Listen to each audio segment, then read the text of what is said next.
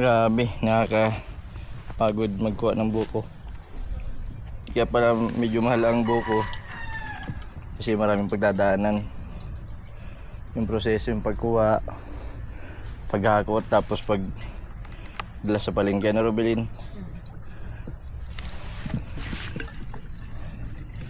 Buko, sarap. Maganda yan, ano, salad.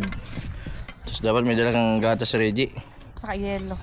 Salamat kay Ate Rochelle, ano. Paglilinggo po nandito kami minsan para makapag pahangin. Kasi pag nasa labas po ay grabe po ang init.